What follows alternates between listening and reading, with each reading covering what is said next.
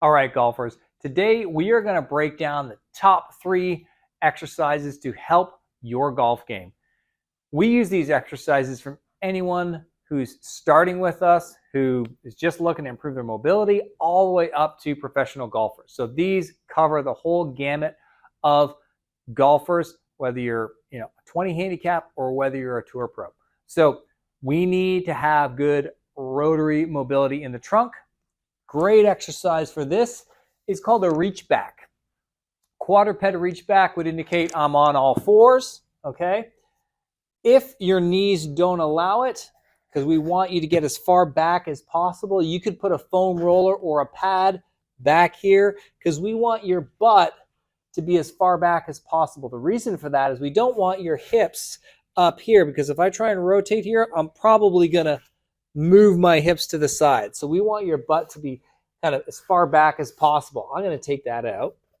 But again, if you can't get your butt down to your heels, use a pad or something in between. I've got my hands just in front of my knees. I'm pushing into the ground and I'm sliding my shoulder blades down away from the ears. That is huge, because if you're up here, you're not going to be able to rotate as well. So pack those shoulder blades down.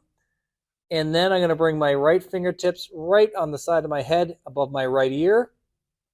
I'm going to push through my left arm. That's important.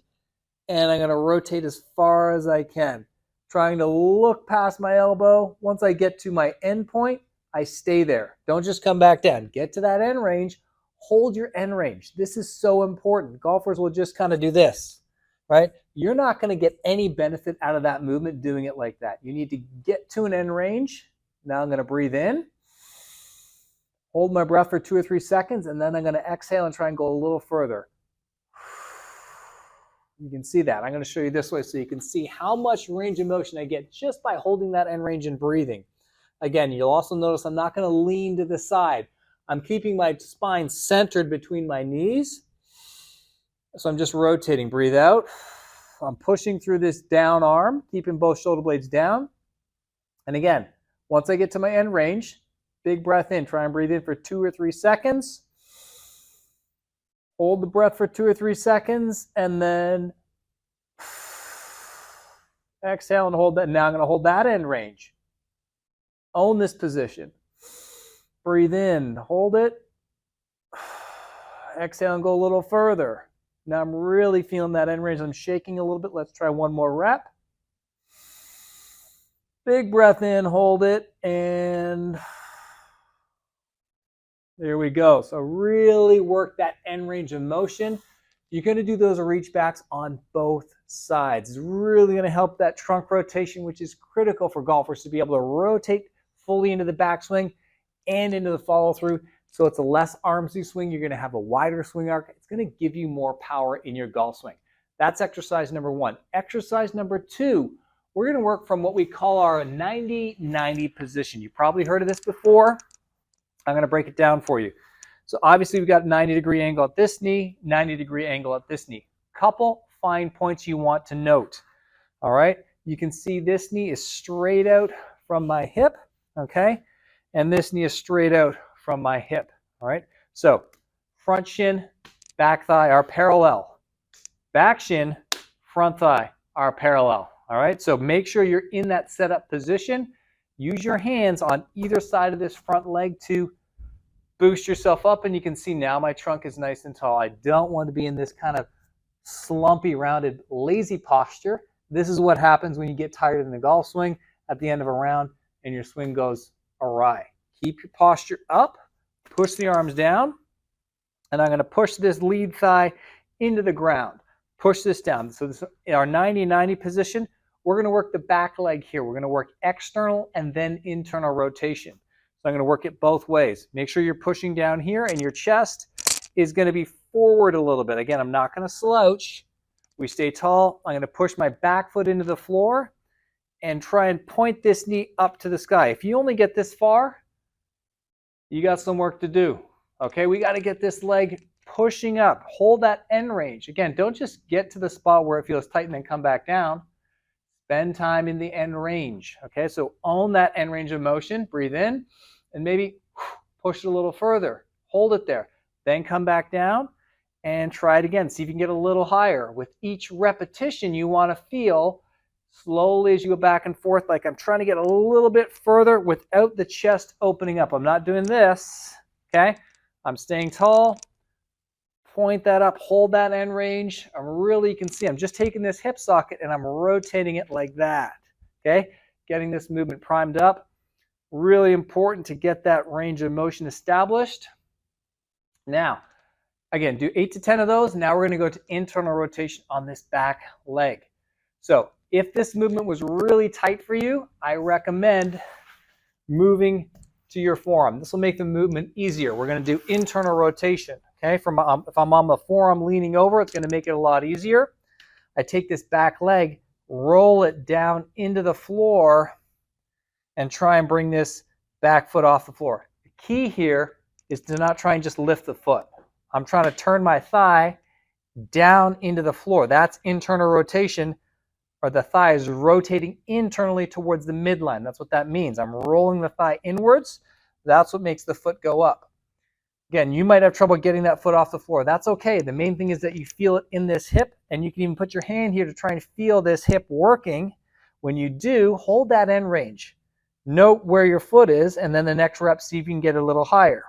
If you find this easy, you can come to this higher position, more upright with the trunk. The more your shoulders are over your pelvis, the harder it's going to be. Now I can really feel that pinching in here. That's what I'm after. Really working this TFL muscle to try and internally rotate that hip. Again, you see me holding the end range, trying to get it a little further. We need this internal rotation in the hips to post up in this lead side and to load in the trail side in the backswing. This is a critical area of mobility that we need as golfers. It's also going to save your lower back from overworking. So again, 8 to 10 reps this way, 8 to 10 reps this way to make sure those hips are moving and rotating well. Last exercise, okay?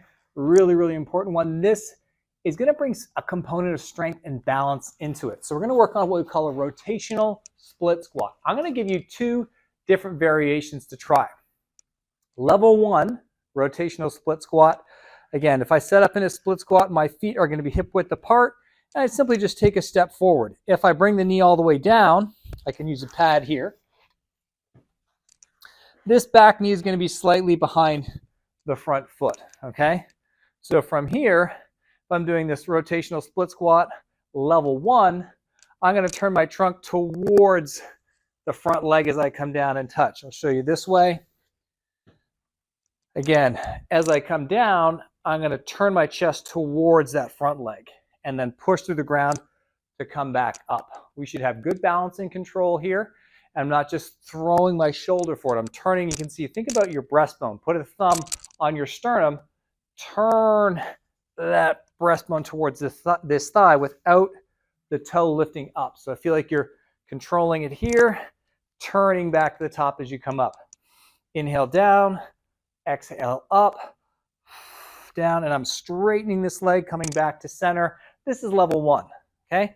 Again, you can add a weight to this. You can hold a weight right here, goblet style, to load this movement. It's really going to help strengthen the legs and the hips. Really, really awesome exercise for that. Level 2, we're simply going to do the same lower body motion, this split squat motion that you see, okay? Just like that. And when I do that, I'm keeping a little more weight over my front foot. You can see my back foot. I'm not doing this and getting weight on my back foot. Back heel stays up. I'm keeping weight on the front foot. Level 2, I just switch how I'm rotating that upper body. Make sure you master level 1 first. Level 2, as I come down, I'm going to rotate away from the lead leg.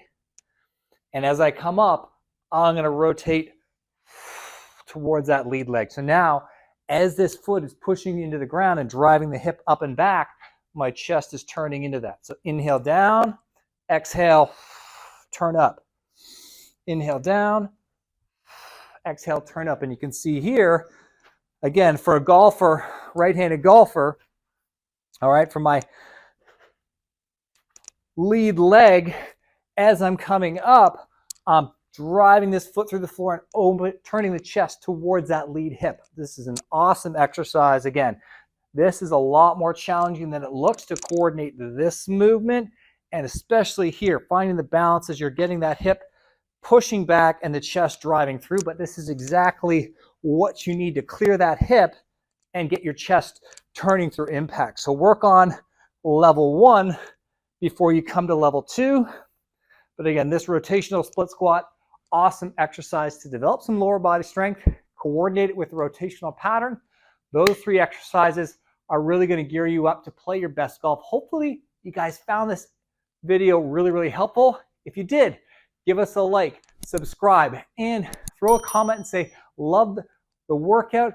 Give us some more content like that. That shows us what we need to do to give you guys the best up-to-date content. I will see you guys next time.